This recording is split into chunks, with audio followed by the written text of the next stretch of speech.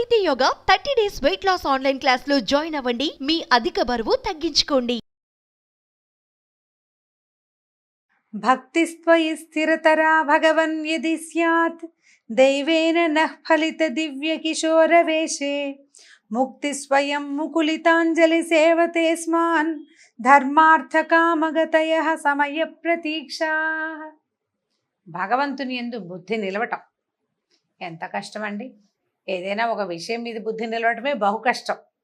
అయితే ఈ కృష్ణగాథలు వింటుంటే బుద్ధి నిలబడుతుందట. ఎట్లా నిలబడుతుందో చూద్దాం.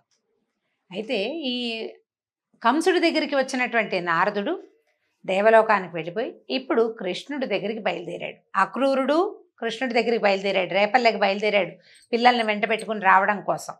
అయితే నారదుడు కూడా వచ్చాడు. వచ్చి స్వామిని నారదుడు కృష్ణుడిని ప్రార్థిస్తూ చెప్పిన మాటల్ని పోతన గారు బహు చక్కగా చెప్పారండి. పద్యం చెప్పటం లేదు, అర్థమే చెప్తాను చూడండి.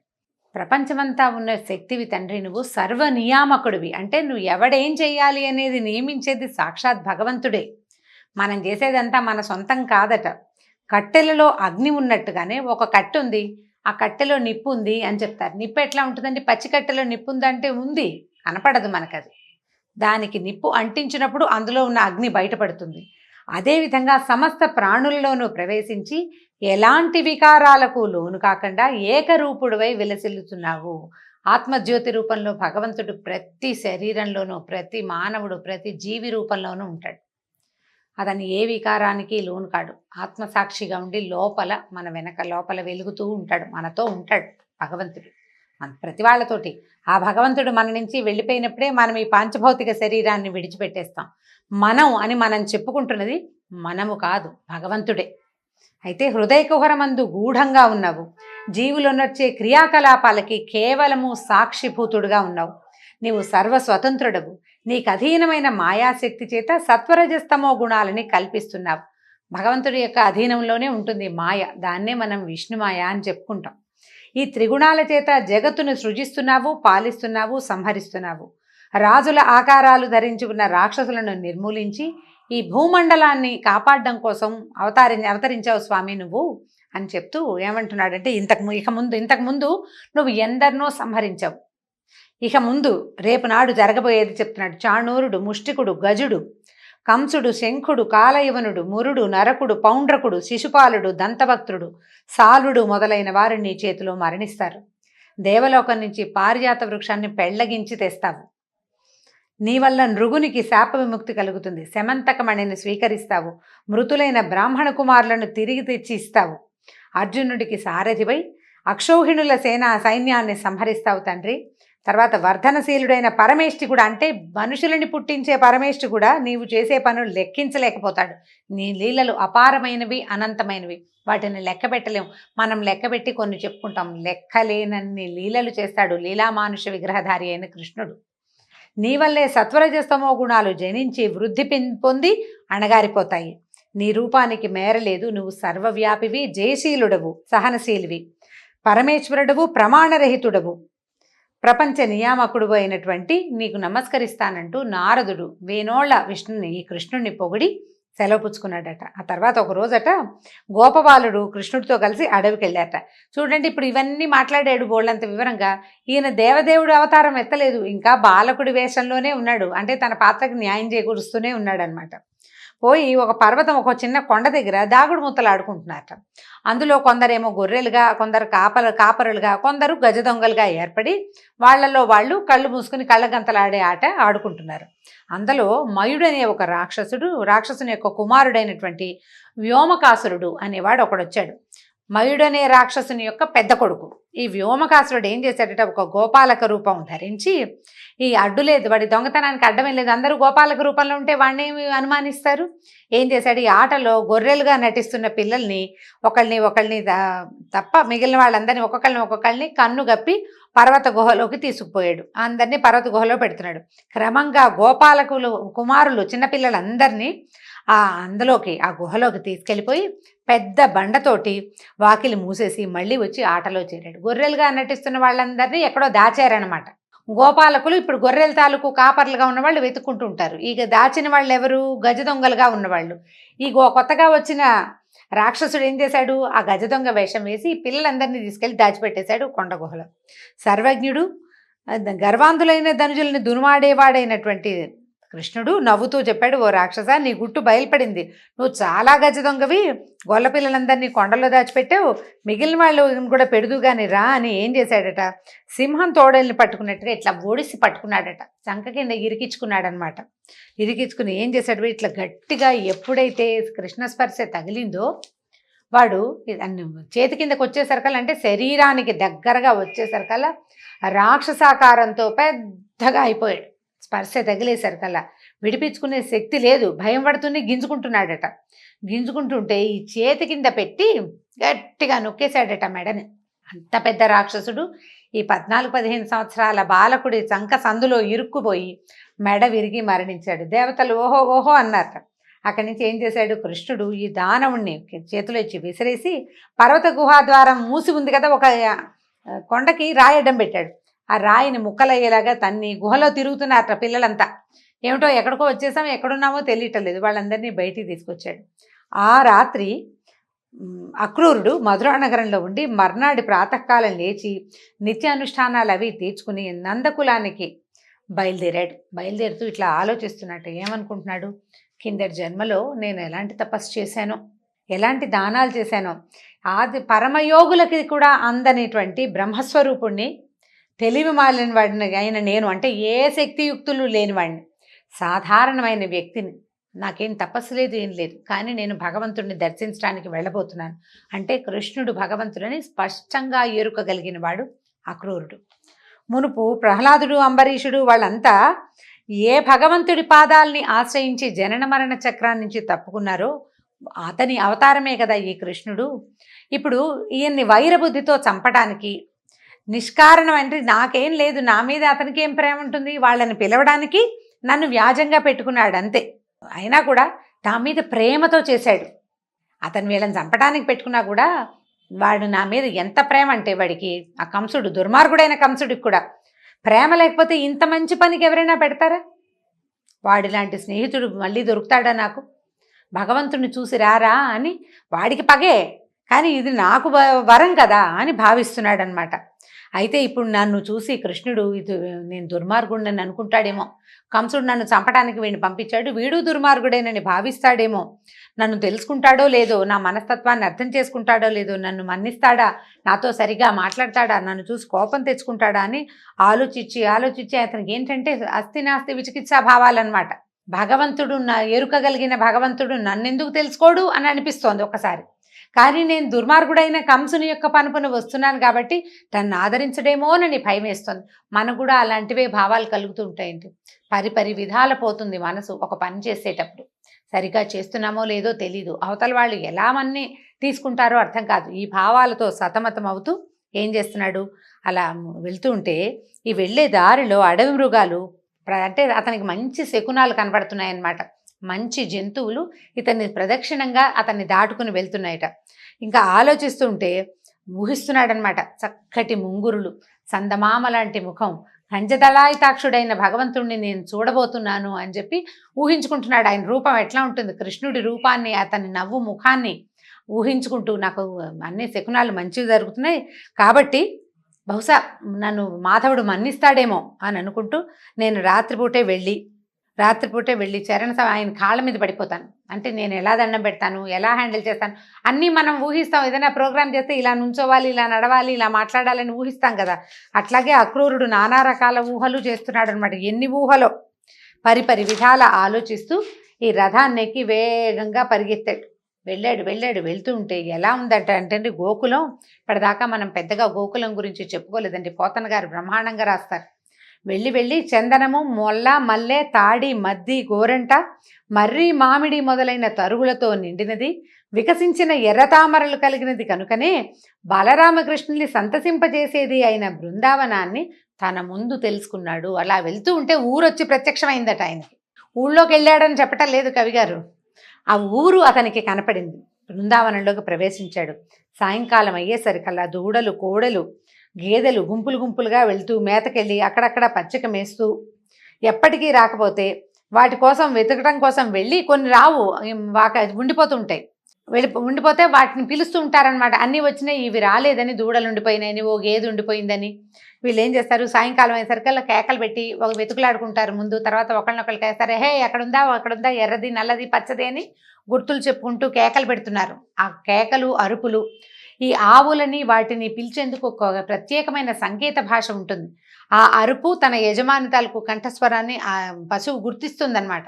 అట్లాంటి కేకల్ని తర్వాత తమకు ఆమె పాలు కారుతూ పరిగెడుతున్న ఆవులు, దూడల కోసం పరిగెడుతున్న ఆవులని జాగరూకులుగా అటు ఇటుగా, అంటే ఈ ఆవుల మందకి అటు ఇటు ఏ జంతువులు రాకుండా కాపలా కాస్తున్నటువంటి గోపాలుని చూసుకుంటూ ఎంత అందంగా ఉందో ఆ గోపల్లె. గోధుళ్ళు వేళ సాయంకాలం వేళ కొంచెం తిరిగి వస్తుంటే పశువులు అక్కడ రేగే దుమ్ము పరమ పవిత్రమైనదట. ఆ పవిత్రమైన గోధూళి తనని మరింత పవిత్రం చేస్తూ ఉండగా ఈయన బలరామకృష్ణుల భుజదండాలనే ప్రాకారాలతో రక్షింపబడుతున్న రేపల్లెలోకి ప్రవేశించాడు. ఎంత పరమాద్భుతంగా ఉందంటే ఆయన ఆ వెళ్తున్న దారినే చూసే నేను భగవంతుని చేరిపోయానని అత్యుత్సాహంతో గబగబా వెళ్తున్నాడనమాట. ఆవులు, దూడలు, తర్వాత ఎద్దులు, చిన్న చిన్న లేగదూడల చెంగనాలు, తల్లుల దగ్గరికి అవి పరిగెత్తటాలు, అట్లాంటి దృశ్యాలన్నీ గమనించుకుంటూ ఆనందంతో వెళ్ళాడు లోపలికి. అయితే అక్కడ పాదాల ముద్రలు కనపడ్డాయట. పద్మము, అంకుశము మొదలైన శుభలక్షణాలు కలిగిన కృష్ణుని అడుగుల చొప్పు సంతోషంతో అడుగుల ముద్రలు కనపడుతున్నాయట. వాటిని చూసి మేను పొలికించి ఆనంద భాష్పాలతోటి కళ్ళలోంచి నీళ్ళొచ్చేస్తున్నాయన్నమాట. అక్రూరుడు ఉత్కంఠతోటి రథం నుంచి దిగాడు. భగవంతుణ్ణి చూస్తానన్న ఉత్సాహం, చూడబోతున్నానన్న ఆనందం, చూసేస్తున్నానన్న సంతోషం, ఇవన్నీ భక్తులకి ఎంత విపరీతమైన ఉద్వేగాన్ని ఆనందాన్ని కలిగిస్తాయో ఈ అక్రూరుడు ఈ నందవ్రజాన్ని దర్శించినప్పుడు రాసిన వర్ణన వ్యాసుల వారు పరమాద్భుతంగా రాశారు సంస్కృతంలోను. అది పోతన గారి వర్ణన అసలు చెప్పనలవగానే సౌందర్యవంతంగా ఉంటుంది. అవకాశం ఉంటే స్వయంగా చదివి తెలుసుకోండి. నేను తేలిగ్గా చెప్పుకుంటూ వెళ్తున్నాను కానీ చదవాలి దాన్ని. ఒక్కొక్క పదము, ఒక్కొక్క విషయము మనం స్వయంగా చదువుతూ ఉంటేనే ఆ అత్యద్భుతమైన పరమానంద అనుభూతి ఏమిటి అనేది మనకు తెలుస్తుంది. అక్కడి నుంచి లోపలికి వెళ్ళారు. ఆ వెళ్తూ ఉంటే వారికి ఏం కనిపించారంటే తామర రేకుల వంటి కన్నులు గలవారు, రంగారు మేనులు, చక్కని వస్త్రాలు ధరించిన వాళ్ళు, వెల్లి విరిసే కాంతులు, పచ్చనైనా నల్లనైనా చక్కటి వస్త్రాలు ధరించారు. కృష్ణుడేమో పసుపచ్చటి బట్ట కట్టుకున్నాడట, పంచ కట్టుకున్నాడు. బలరాముడేమో నల్లటి వస్త్రాన్ని కట్టుకుని పూలదండలు వేసుకుని ఎట్లా ఉన్నారంటే మన్మథాకారులుగా ఉన్నటువంటి పాలు పితికే వాడల్లో ఉండి, అంటే ఈ గొల్లపల్లెలో అలా సంతోషంగా తిరుగుతున్నటువంటి బలరామకృష్ణులని స్వయంగా మాంసనేత్రంతో దర్శించాడు అక్రూరుడు.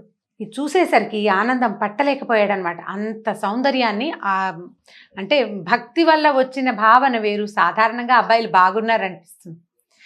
ఈ కనపడుతున్న అందమైన అబ్బాయే భగవంతుడని, ఆ పక్కనున్న బంగారు రంగుతో వెలిగేవాడే ఆయన యొక్క పాన్ పని తెలుసుకున్న వాడి భావన వేరేగా ఉంటుంది కదా. సాధారణంగా అబ్బో బాగున్నారండి, ఓ పిల్లాడు పచ్చగా ఉన్నాడు, ఓ పిల్లవాడు నల్లగా ఉన్నాడు అంటే సాధారణ భావం. వీడే భగవంతుడు. తన ఎదురుగుండా ఉన్న ఈ 15-16 సంవత్సరాలు కూడా పూర్తిగా లేని పిల్లవాడు ఇతడు సాక్షాత్ హరి అని, పక్కనున్నవాడు సాక్షాత్ ఆదిశేషు అని అర్థమయ్యి తెలుసుకున్న వాడి భావన, వాళ్ళ ఆనందము అపరిమితమైనదన్నమాట.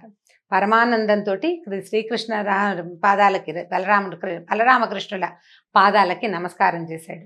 అక్కడి నుంచి ఈయన ఏం చేశాడు, ఈయన చేతులతోటి కృష్ణుడు కౌగిలించుకున్నాడట అక్రూరుని. అనంతం ఇద్దరు దండం పెట్టారు, ఇద్దరికి దండం పెట్టాడు, ఇద్దరు కౌగిలించుకున్నారు. తమ ఇంటికి తీసుకెళ్తే సరే అడిగారు, అడిగి కనుక్కున్నారు. గద్దె మీద కూర్చోబెట్టి కాళ్ళు కడిగారు, మధుపర్కం సమర్పించారు. తర్వాత చక్కగా భోజనం పెట్టారు, తాంబూలం అవి ఇచ్చారు. నందుడు కూడా వచ్చి ఆయన్ని చాలా ఆదరించి ఇలా అడిగాడు. ఏమన్నాడు, ఏమిటయ్యా అక్రూరా, చెల్లెలు వద్దు వద్దని ఏడుస్తుంటే నీచుడై మేనల్లుళ్ళని చంపిన మీ కంసుడు బతికుండగా, అంటే వాడుండగా దశార్హ వంశపు వాళ్ళైన మీకు భూమి మీద బతుకుందా? మీరు ఎట్లా ఉంటున్నారు అతని దగ్గర? చెల్లెలు ఏడుస్తుంటే ఆమె పిల్లల్ని చంపిన దుర్మార్గుడు రాజు, అతన్ని సేవించేవాళ్ళు మీరు. మీ వంశం వాళ్ళు బతికేందుకు అవకాశం ఉందా నాయన? మిమ్మల్ని మీరు బాగున్నారా అని ఎలా అడగాలి నేను? మీరున్నది ఎట్లాంటి వాడు, దుర్మార్గుడైన వాడి పాలనలో కదా అని అన్నాడు. అనేసరికల్లా అప్పుడు అందరు నిదానంగా ఒకళ్ళు ప్రశ్నించుకున్నారనమాట. మీరు వాళ్ళంతా బాగున్నారా, చుట్టాలు బాగున్నారా, ప్రజలు కులాసాగా ఉన్నారా అని అడిగి కృష్ణుడు అడుగుతున్నాడు. మా మామ కంసుడు నిర్భయంగా ఉన్నాడా?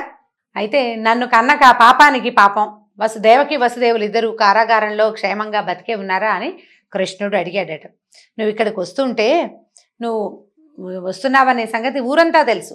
మా అమ్మ నాన్న అంటే దేవకి వసుదేవులు ఏమైనా చెప్పమన్నారా? నా సంగతి తెలియలేదని వాళ్ళు బాధపడుతున్నారు, దుఃఖం పడుతున్నారా? కంసుడి వల్ల వాళ్ళు ఎలాంటి బాధలు పడుతున్నారో నాకు అర్థమయ్యేలాగా చెప్పు. అక్కడ ఏం జరుగుతోంది? తర్వాత నువ్వెందుకు వచ్చావు ఇక్కడికి అని అడిగాడు. అడిగితే అప్పుడు అక్రూరుడు ఏం చెప్పాడంటే, నారదుడు వచ్చి చెప్పిన సంగతులు. నారదుడు వచ్చి ఏం చెప్పాడు? చాలా తేలిగ్గా 4 వాక్యాల్లో నువ్వు చంపబోయిన పిల్ల యశోద కూతురు, దేవకికి పుట్టిన పిల్లవాడు నందవ్రజంలో ఉన్నాడు, వసుదేవుని భార్య అయిన రోహిణి గర్భంలో ఇంకో పిల్లాడు పుట్టాడు, వాళ్ళిద్దరూ అక్కడే ఉన్నారు, నీ మరణం తథ్యమని చెప్పెళ్ళాడు. అది చెప్పాడు. తర్వాత కంసుడికి ఈ యాదవులందరి మీద ఎంత కోపం వచ్చింది, వీళ్ళ వల్లే ఇలా ఈ పిల్లలు తప్పించుకున్నారని కోపం, దేవకి వసుదేవుల్ని చంపుదామనుకున్నాడు. తర్వాత వాళ్ళిద్దరిని ఏమో కారాగారంలో పెట్టించాడు, చెరసాలలో ధనుర్యాగం పేరుతోటి తనని పంపించాడు అని ఈ విషయం అంతా చెప్పాడు. ఇట్లా ఆలోచిస్తున్నాడు, ఈ రకంగా మీకు మృత్యువుని అరేంజ్ చేసి పెట్టాడు అని చెప్పేసరికల్లా రామకృష్ణులు నవ్వారు. ఇద్దరు చుట్టూతా చేరిన నందడికి గొల్ల పెద్దలకి ఇట్లా చెప్పారట. ఏమంటున్నారు? రాజైన కంసుడు ధనుర్యాగం దర్శించడానికి పంపాడు, కబురు పంపించాడు మనకి. ఆ ప్రభువుని చూడ్డానికి వెళ్ళాలి. రాజుగారు కబురు చేస్తే మా ఇంట్లో పెళ్ళి రండి అంటే వెళ్ళొద్దు, మరి మన ఆఫీసర్ పిలిస్తే వెళ్ళవలసిందే, రాజు చెప్తే తప్పకుండా వెళ్ళాలి.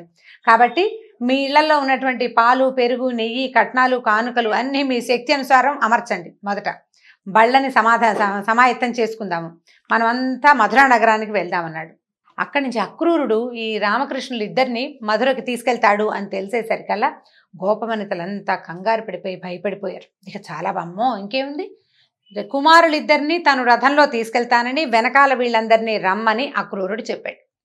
ఎప్పుడైతే అక్రూరుడు వీళ్ళని తీసుకెళ్తాడని అర్థమైందో అక్కడి నుంచి గోపకాంతలంతా కంగారు పడిపోయారమ్మో ఇంకేముంది, అక్కడికి వెళ్తే ఇంకా చాలా ప్రమాదం అని, ఈ పిల్లాన్ని రోజు చూడలేకపోతాం, కృష్ణుణ్ణి, హృదయేశ్వరుడైన శ్రీకృష్ణుణ్ణి నిత్యము దర్శించలేకపోతామని కళవళపడిపోయినటువంటి గోపవనితలు అందరూ ఫీల్ అయిపోయారు. పైగా ఏమనుకుంటున్నారంటే, ఈయనున్నాడు కదా బ్రహ్మదేవుడికి పని పాట లేదు, ఆయన ఏదో ఒక నలుగురు మనుషులను తయారు చేసి ఊరుకోకుండా ఈ మన కృష్ణుడిని ఇక్కడ ఉండనీయకుండా పిల్లల్ని తిప్పినట్టుగా ఇక్కడి నుంచి అక్కడెక్కడికో తిప్పడానికి ప్రయత్నం చేస్తున్నాడు.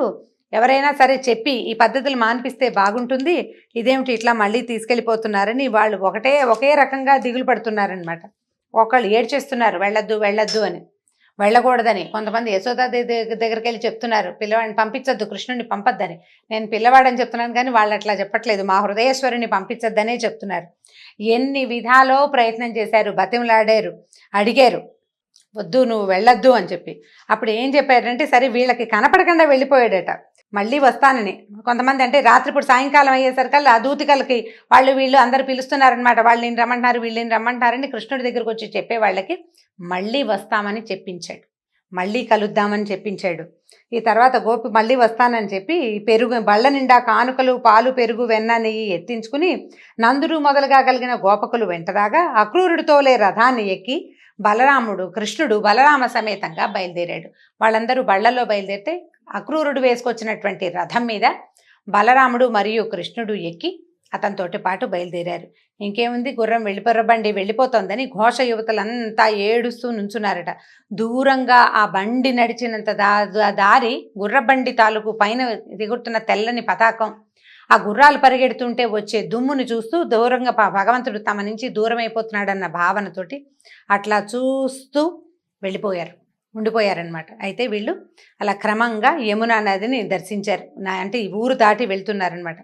కాళిందిని చూసి నదీ జలాన్ని కూడా తాగి తర్వాత అక్కడ మేము ఇక్కడ మళ్ళీ ఎప్పటికీ ఈ నీరు తాగుతాము అన్న భావనతోటి రథం దిగి మంచినీళ్లు తాగి, సరే వేద మంత్రాలు జపిస్తూ ఈయనేమో జపం చేసుకుంటున్నాడు కాళిందిలో, వీళ్ళిద్దరూ మంచినీళ్ళు తాగి రథం ఎక్కి కూర్చున్నారనమాట. తర్వాత ఏం జరిగిందో వచ్చే సంచికలో తెలుసుకుందాం. నమస్కారం.